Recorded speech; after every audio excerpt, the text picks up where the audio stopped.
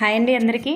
ఈరోజు మనం నేర్చుకోబోతున్నది 9th class తెలుగుకు సంబంధించి ఆశావాది అనేటటువంటి లెసన్ నుంచి మోస్ట్ ఇంపార్టెంట్ ప్రాక్టీస్ బిట్స్ అనేవి మనం ఈరోజు నేర్చుకోబోతున్నాం. మరి ఈ ప్రాక్టీస్ బిట్స్ నేర్చుకునే ముందుగా ఈ లెసన్ నుంచి విద్యార్థులు నేర్చుకునేటటువంటి అంశాలు లేదా మనం నేర్చుకునేటటువంటి అంశాలు ఏంటనేది ఒకసారి చూసాక ప్రాక్టీస్ బిట్స్కి వెళ్దాం.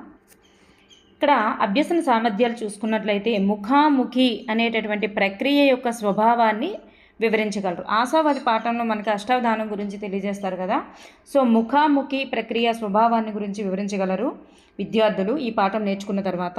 అలాగే అవధాన ప్రక్రియ గురించి కూడా తెలుసుకుంటారు, వివరించగలుగుతారు. అలాగే ఆశావాది యొక్క జీవిత విశేషాలను కూడా రచనల గురించి కూడా వివరించగలుగుతారు.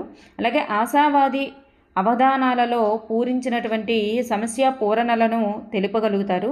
అలాగే వృద్ధి సంధి ప్రత్యక్ష పరోక్ష కథనం గురించి కూడా విద్యార్థులు వివరించగలుగుతారు. నెక్స్ట్ మనం ఫస్ట్ బిట్ మనం చూసుకున్నట్లయితే ఆశావాది అనేటటువంటి పాఠ్యాంశానికి సంబంధించి సరి అయినది కాని దాన్ని గుర్తించండి. ఆశావాది అనేటటువంటి పాఠ్యాంశానికి సంబంధించి సరి అయినది కాని దానిని గుర్తించాలి. ఇక్కడ ప్రక్రియ వచ్చేసరికి ముఖాముఖి, ఇతివృత్తం వచ్చేసరికి సాహితీ జీవనం, మరి మూల గ్రంథం వచ్చేసరికి అవధాన కళాతోరణం అయితే కాదు. మరి ఎక్కడి నుంచి గ్రహించబడింది? అవధాన కళాతోరణం అయితే కాదు. ఎక్కడి నుంచి గ్రహించబడింది అంటే ప్రకాశ ప్రదీపనం నుంచి గ్రహించడం జరిగిందనమాట. సో ఈ అవధాన కళాతోరణం అనేది కాదు. రచయిత వచ్చేసరికి ఎవరు అంటే ఆశావాది ప్రకాశరావు గారు. నెక్స్ట్ వన్, ఆశావాది ప్రకాశరావు గారికి సంబంధించి సరి అయినది ఏది? ఆశావాది ప్రకాశరావు గారికి సంబంధించి సరి అయినది ఏది అంటే మరి తల్లిదండ్రులు వచ్చేసరికి కుల్లాయమ్మ పక్కీరప్ప, స్వస్థనం వచ్చేసరికి కొరివెపల్లె సింగనమల మండలం అనంతపురం జిల్లా. మరి గురువు గారు ఎవరు అంటే సివి సుబ్బన్న గారు. సో ఇక్కడ మనకి ఇవన్నీ కూడా సరి అయినవేనండి. నెక్స్ట్ వన్, ఆశావాది ప్రకాశరావు గారు రచించినటువంటి రచన కానిది ఏది? క్రింది వానిలో ఆయన రచించినటువంటి రచన కానిది ఏది? ఇక్కడ చూడండి, అవధాన పూలతోరణం ఒకటి, ప్రకాశ కౌముది ఒకటి. ఈ రెండు అయితే ఈయన యొక్క రచనలు కాదు. ఈ మిగతావన్నీ కూడా ఆయన యొక్క రచనలేనండి.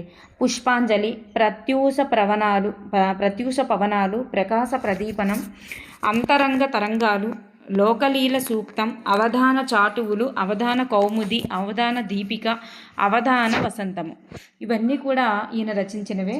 ప్రకాశ ప్రదీపనం కూడా గుర్తుపెట్టుకోండి. ప్రకాశ ప్రదీపనం కూడా ముఖ్యంగా గుర్తుపెట్టుకోండి, ఎందుకంటే ఈ లెసన్ ఇక్కడ నుండి గ్రహించబడింది కాబట్టి. సో ఈ రెండు అయితే కాదు.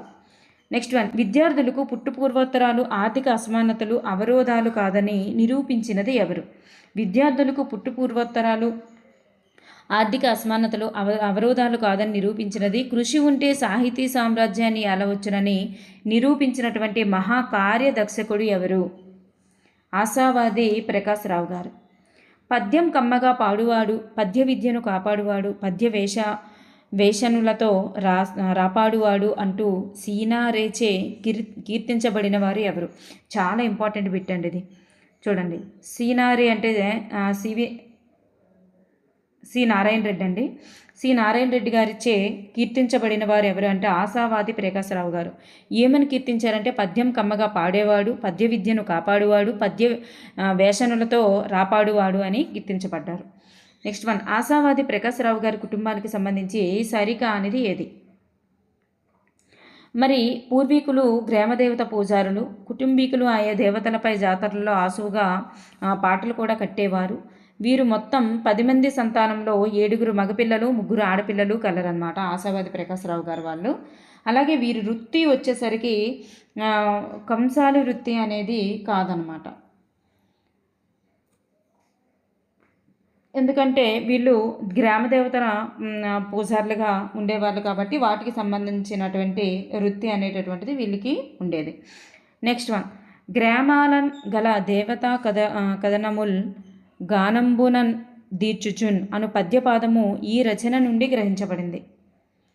ఈ పద్యపాదం అనేది ఈ క్రింది ఏ రచన నుంచి గ్రహించబడిందంటే అవధాన కళాతోరణం అనేటటువంటి రచన నుంచి గ్రహించడం జరిగింది.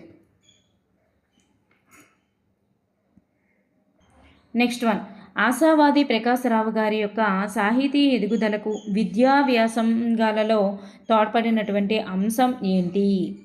ఈ సాహితీ ఎదుగుదలకు విద్యా వ్యాసంగాలలో తోడ్పడిన అంశం ఏమిటి అంటే పైవన్నీ కూడా అండి. సంచార నాటక సమాజాల యొక్క ప్రదర్శనలు, పద్య నాటకాలు, కవి పండితుల యొక్క ప్రసంగాలు, పాఠశాలల్లో నిర్వహించినటువంటి పోటీలు, ఇవన్నీ కూడా ఆయనకి చాలా ఎక్కువ మొత్తంలో తోడ్పడ్డాయన్నమాట. ఆశావాది ప్రకాశరావు గారు పాఠశాల విద్యాభ్యాసానికి సంబంధించి సరికాని దాన్ని గుర్తించండి. పాఠశాల విద్యాభ్యాసానికి సంబంధించి సరికానిది. మరి ఈయన యొక్క పాఠశాల విద్యాభ్యాసం గురించి చూసుకున్నట్లయితే 13వ ఏట రచయితగా తన యొక్క రచనలను ప్రారంభించడం జరిగింది 13వ సంవత్సరంలోనే. మరి 10వ తరగతి బాల్య వివాహ నివారణ గురించి వ్యాసం రాసి పాఠశాల వార్షికోత్సవం నాడు ప్రదర్శించడం జరిగింది. 15వ ఏటనే చందో విజ్ఞానంతో పద్యాలు రాయాలన్న ఆలోచన పెంచుకున్నారు. 3 నెలలకు ఒకసారి ప్రదర్శించేటటువంటి సంచార నాటక సమాజం వారి నాటక ప్రదర్శనలో పాల్గొనేవారు. సో ఈ బిట్కు సంబంధించి కామెంట్ సెక్షన్లో ఆన్సర్ ఏదై ఉంటుంది అనేది కామెంట్ చేయండి. ఈ లెసన్ చదివిన వాళ్ళు మాత్రమే ఇది చేయగలరు. నెక్స్ట్ వన్, ఆశావాది ప్రకాశరావు గారికి రచనా నైపుణ్యం పెంపొందించుకునేందుకు దోహదం చేసినటువంటి అంశం ఏంటి? మరి ఆయన రచనా నైపుణ్యం పెంపొందించుకునేందుకు దోహదం చేసిన అంశం ఏంటి అంటే కళాశాలలో పోతన భాగవతంపై విద్యార్థులకు ప్రతి ఏటా నిర్వహించేటటువంటి ధర్మనిధి పురస్కారాల వ్యాసరచన పోటీల్లో పాల్గొనడం వలన, అలాగే పౌర గ్రంథాలయాల్లోని ఇష్టమైనటువంటి గ్రంథం యొక్క పీఠికలను ముందుగా చదవడం వలన, చదువుతున్నటువంటి గ్రంథాలలోని క్రియగీటులు, గుర్తులు, స్పందనలపై ప్రత్యేక దృష్టి పెట్టడం వలన, వీటన్నింటి వలనే ఆశావాది ప్రకాశరావు గారు తన యొక్క రచనా నైపుణ్యం అనేటటువంటిది మెరుగైందనమాట. సో రైట్ ఆన్సర్ ఈజ్ పైవన్నీ అనేది రైట్ ఆన్సర్. నెక్స్ట్ వన్, చదివిన నాడ వరద శతకమ్ము సకలమ్ము కరిగి నాడ నీదు కైత పసకు అనేటటువంటి పద్యంతో ప్రకాశరావు గారికి దీవించినది ఎవరు? ఈ పద్యంతో దీవించినది ఎవరు? తుమ్మల సీతారామమూర్తి గారు ఇట్లా ఆయన్ని దీవించడం జరిగింది. ఆశావాది ప్రకాశరావు గారి యొక్క అవధాన గురువు ఎవరు? ఆశావాది ప్రకాశరావు గారి యొక్క అవధాన గురువు ఎవరు? సివి సుబ్బన్న గారు. సివి సుబ్బన్న శతావధాన గారి వెంట అవధాన సభలకు వెళ్తూ వారిపై స్తుత్యాత్మకంగా చెప్పినటువంటి ఆసు పద్యాలను ఏ పేరుతో సంకలనం చేశారు? ఎవరంటే మన ఆశావాది ప్రకాశరావు గారు ఇట్లా ఏ పేరుతో సంకలనం చేశారు? సివి సుబ్బన్న గారి శతావధాని వెంట వెళ్తూ ఈయన చెప్పినటువంటి ఆసు పద్యాలని మరి ఏ పేరుతో సంకలనం చేశారు అంటే పుష్పాంజలి అనే పేరుతో సంకలనం చేశారు. రాష్ట్రంలోని వివిధ విశ్వవిద్యాలయాలు నిర్వహించినటువంటి జాతీయ స్థాయి సదస్సులకు ప్రకాశరావు గారు సమర్పించిన కొన్ని పరిశోధనా పత్రాల యొక్క సంకలనానికి పేరేంటి? చూడండి, వివిధ విశ్వవిద్యాలయాలు నిర్వహించిన జాతీయ స్థాయి సదస్సులకు వెళ్ళారనుకోండి, ఆ పరిశోధన పత్రాలన్నీ సంకలనం చేసి ఏ పేరుతో మరి సంకలనం చేశారు అంటే సువర్ణ గోపురం అనేటటువంటి పేరుతో సంకలనం చేశారు. ఆశావాది ప్రకాశరావు గారు ఏ విశ్వవిద్యాలయం నుంచి గౌరవ డాక్టరేట్ను పొందారు? ఏ విశ్వవిద్యాలయం నుంచి గౌరవ డాక్టరేట్ని పొందారంటే పొట్టి శ్రీరాములు తెలుగు విశ్వవిద్యాలయం నుంచి గౌరవ డాక్టరేట్ని పొందడం జరిగింది. ఆశావాది ప్రకాశరావు గారికి 2021 సంవత్సరంలో లభించినటువంటి పురస్కారం ఏమిటి? 2021లో ఏం లభించిందంటే పద్మశ్రీ లభించింది. ఆశావాది ప్రకాశరావు గారికి సంబంధించి సరి అయినది కానిది ఏంటి? సరి అయినది కానిది ఏంటి?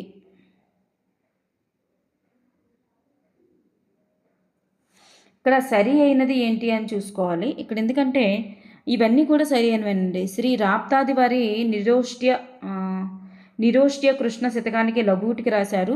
తాళ్లపాక అన్నమయ్య రచించినటువంటి చెల్లపిల్ల రాయ చరిత్రను సేకరించి క్రిమిదిష్ట భాగాలను పూరించి కవి కాలాదుల నిర్ణయిస్తూ విపులమైనటువంటి పీఠికతో ప్రచురించారు. శ్రీ గంగవరప్ప గారి చెన్నయ్యతో కలిసి ప్రహ్లాద చరిత్ర, ఎర్రన పోతన తులనాత్మక పరిశీలన వంటివి రాశారు. సో ఇక్కడ సంబంధించి సరి అయినది ఏది అంటే పైవన్నీ సరి అయినది. సరి అయినది కానిది ఏది అంటే ఇక్కడ ఏమీ లేదని మనం చూసుకోవాలి. ఆశావాది ప్రకాశరావు గారు రచించినటువంటి ఆటవెలది పద్యాలతో కూడిన శతకము మగుట విరహితంగా ఏ పేరుతో రూపుదిద్దుకుంది? ఆటవెలది పద్యాలతో కూడినటువంటి శతకము ఏది అంటే లోకలీలా సూక్తము అనేటటువంటిది అనమాట. ఆటవెలది పద్యాలతో కూడినటువంటి శతకము మకుట విరహితంగా ఏ పేరుతో రూపుదిద్దుకుంది అంటే లోకలీలా సూక్తము. నెక్స్ట్ వన్, ఆశావాది ప్రకాశరావు గారు పుట్టపర్తి సాయిబాబా గారి సూక్తులకు ఏ పేరుతో పద్యరూపం ఇచ్చారు? పుట్టపర్తి సాయిబాబా గారి సూక్తులకు ఏ పేరుతో పద్యరూపం ఇచ్చారు? విభూతి గీత అనేటటువంటి పేరుతో. ఆంగ్లంలో ఆలివర్ గోల్డ్ స్మిత్ రచించినటువంటి సిటీ నైట్ పీస్ను ఆశావాది ప్రకాశరావు గారు ఏ పేరుతో వచన కవితగా అనువదించారు? చీకటి కోణం అనే పేరుతో సిటీ నైట్ పీస్, చీకటి కోణం అనే పేరుతో ఈయన వచన కవితగా అనువదించడం జరిగింది. ఆశావాది ప్రకాశరావు గారు అష్టావధాన అంకురార్పణకు సంబంధించి సరి అయినది ఏంటి? అష్టావధాన అంకురార్పణకు సంబంధించి సరి అయినది ఏంటంటే ఇవన్నీ సరి అయినవేనండి. రిటైర్డ్ కలెక్టర్ అయినటువంటి శ్రీ బి జూగప్ప గారి చొరవతో అప్పటి భారత రాష్ట్రపతి డాక్టర్ సర్వేపల్లి రాధాకృష్ణన్ గారికి స్వాగత పద్యాలు సమర్పించి బాలకవి అనే పేరుతో అమృత ఆశీర్వాదాలు అందుకున్నారు. శ్రీ గాడేపల్లి కుకుటేశ్వరరావు గారి అష్టావధానంలో పృచ్ఛక స్థానం కూడా లభించింది ఈయనకి. కళాశాల ఉపన్యాసకులు నిర్వహించినటువంటి భువన విజయంలో నేపథ్యం పద్య గాయకుడు కూడా ఈయన అవ్వడం జరిగింది. సో ఇక్కడ మనకి పైవన్నీ సరి అయినవి. ఆశావాది ప్రకాశరావు గారికి సంబంధించి సరి అయినది కానిది ఏది? మరి 19వ ఏట గాంధీ జయంతి నాడు అష్టావధానం ప్రారంభించారు. 26 వసంతాల పాటు నిరాఘాటంగా అవధానాన్ని కొనసాగించడం జరిగింది. గాంధీ జయంతి నాడు ప్రారంభించారంట 19వ సంవత్సరంలో. 26 వసంతాలు నిరాఘాటంగా అవధానంను కొనసాగించారంట. కర్ణాటక, తమిళనాడు, న్యూఢిల్లీలోనూ దాదాపు 171 అవధానాలు చేశారంట. అవధాన పద్యాలను ఎన్ని సంపుటాలుగా ఆంధ్ర సరస్వతికి కానుకగా ఇచ్చారంటే 8 సంపుటాలు అయితే కాదండి, 8 సంపుటాలు అయితే కాదు. సో ఇక్కడ మనకి ఆప్షన్ 3 అనేటటువంటిది రాంగ్ ఆన్సర్. మరి ఇక్కడ 1999లో ఉగాది రోజున నారాయణ ఖేడ్లో చివరి అష్టావధానాన్ని ఈయన చేయడం జరిగింది.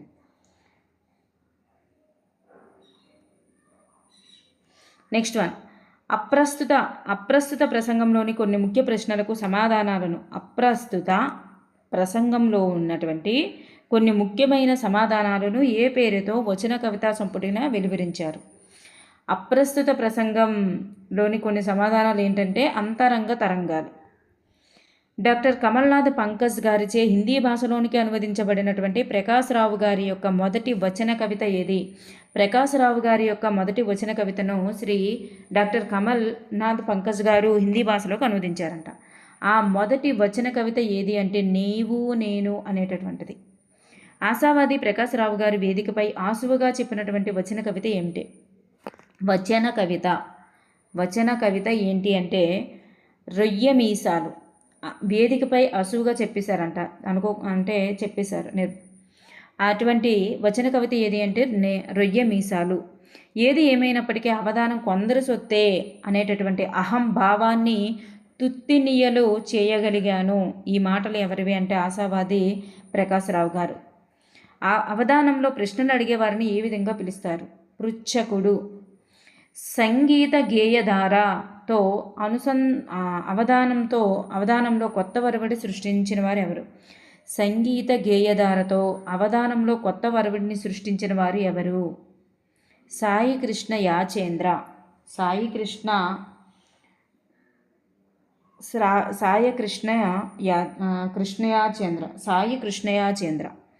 అవధానంలోని ప్రసిద్ధ అంశాలు ఏమిటి? అవధానంలో ఉండే ప్రసిద్ధ అంశాలు ఏంటి అంటే ఇవన్నీ కూడా ఉంటాయండి. కవిత్వం, కావ్యపఠనం, శాస్త్రార్థం, ఆకాశపురాణం, లోకాభిరామాయణం, చదరంగం, వ్యస్తాక్షరి, పుష్పగణనం, ఇవన్నీ కూడా అష్టావధానంలో ప్రధాన అంశాలు. నెక్స్ట్ వన్, పూరిత సద్గుణంబుగని పుణ్య నకించొక రూప సంపదల్ అను పద్యం ద్వారా గుణవంతుడని ఖర్జూర పళ్ళతో పోల్చి చెప్పినది ఎవరు? గుణవంతుడని ఖర్జూర ఫలంతో పోల్చి చెప్పినది ఎవరు? మారద వెంకయ్య. ఈ క్రింది పదాలకు సరిగా జతపరిచినటువంటి అర్థం ఏది? క్రింది పదాలు ఉన్నాయి కదా, అందులో సరిగ్గా జతపరచబడినటువంటి అర్థం ఏది అంటే గోష్ఠి అనగా చర్చ, రైట్ ఆన్సర్. పౌత్రుడు అంటే మనవడండి, కుమారుడు కాదు. తుల్యుడు అంటే సమానుడు అని అర్థం, శత్రువు అయితే కాదు. ఆసువు అనగా మరి అప్పటికప్పుడు చెప్పేటటువంటి కవిత్వాన్నే ఆసువు అంటారు, ముందుగా తయారు చేసుకోరన్నమాట. సో ఇక్కడ ఈ మూడు కూడా సరికాదు. చర్చ అనగా గోష్ఠి అనేది రైట్ ఆన్సర్. పర్యాయ పదాలకు సంబంధించి సరి అయినది కానిది గుర్తించండి. సరి కానిది గుర్తించాలి. మరి నాన్న అంటే తండ్రి జనకుడు, కౌముది వెన్నెల చంద్రిక, ప్రణామం అంటే నమస్కారం వందనం, నేత్రం అంటే కన్ను నయనం అప్సము ఇట్లాంటివి వస్తాయి. బండి చక్రం అనేది నానార్థంకి వస్తుంది కాబట్టి ఇక్కడ ఆప్షన్ 4 అనేది సరికాదు. నెక్స్ట్ వన్, కవిత్వం రాసేవాడు నేటి కాకి అనేటటువంటి కవిత్వం రాసేవాడు అలాగే నీటి కాకి అనేటటువంటి నానార్థాలను ఇచ్చేటటువంటి నానార్థాలు కలిగినటువంటి పదం ఏది? కవి. ఈ క్రింది నానార్థాలకు సంబంధించి సరికాని దానిని గుర్తించండి. నానార్థాలకు సంబంధించి సరికానిదే. కృషి అంటే ప్రయత్నం, వ్యవసాయం. కృష్ణ అంటే నీలం, ద్రౌపది కృష్ణుడు. గురువు అంటే బృహస్పతి, ఉపాధ్యాయుడు. టీకా అంటే వివరణ, చర్చ అయితే రాదండి. ముందు వివరణ మరియు టీకా అంటే ఒక రకమైన మందు కదా, సో మందు వివరణ అనేది వస్తుంది. ఆప్షన్ 4 అనేది ఇక్కడ మనకి సరిగా లేదు. అవధానం అనే పదమునకు సరి అయిన వ్యుత్పత్తార్థం ఏంటి? అవధానం అనే పదముకు సరి అయిన వ్యుత్పత్తార్థం చిత్త ఏకాగ్రత ప్రధానాన్నే అవధానం అంటారు.